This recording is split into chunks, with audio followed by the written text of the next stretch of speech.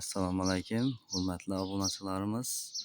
Yine sizlarga yana bir foydali bir videolardan birisini havola qilib o'tamiz. Zakasli temir darvoza ishlarimiz tayyor oldi. Ko'rib bahosini baravarasizlar. Narx-navolari bo'yicha bir qator obzor qilib beramiz. Arzimon bir mehnatimiz qadrlab, bir layklarni bosib qo'yishni unutmanglar. Zamoklarımız ham yine 5 kilitli zamok yine. Demirler ham qo'yilgan yine.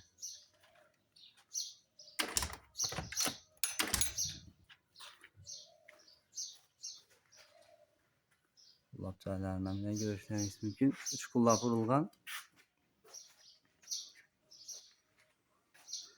Darvozamiz kraskelerine keladigan bo'lsak, 3 sloy kraska urilgan. Birinchi sloyna gruntovka, ikkinchi sloyna kraska, uchinchi sloyna dayvorlar qurilgan. Buni narxina keladigan bo'lsak, 850 ming so'mga ishlatib turdik. 800 ming so'mga ishlab beramiz buni.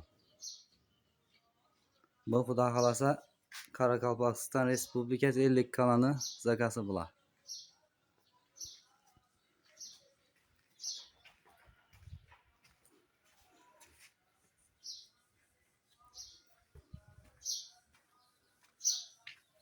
Stiklavatalar ham tıkılgan, görüşleriniz mümkün.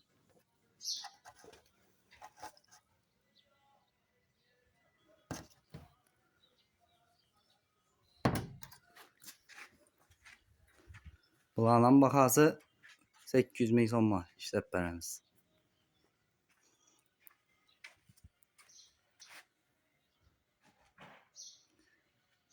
Bular ham bazarsın zakaslari bular.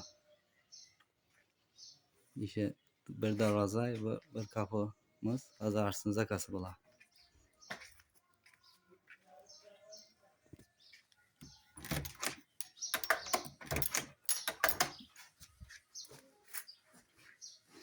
Bularning bahası 800 ming so'mga.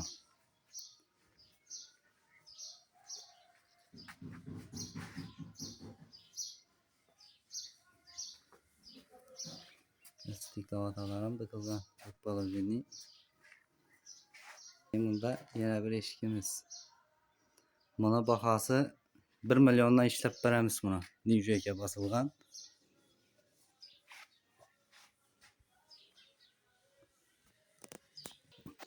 Size hurmatli obunachilar, kime shundayin eshik darvozalar kerak bo'lsa, murojaat qilaverasizlar. Telefon nomerimizni ekranda qoldiramiz. Kanalga yangi bo'lsangiz obuna bo'lib qo'yishni unutmanglar. Hammangizga sog'lik, salomatlik tilaymiz.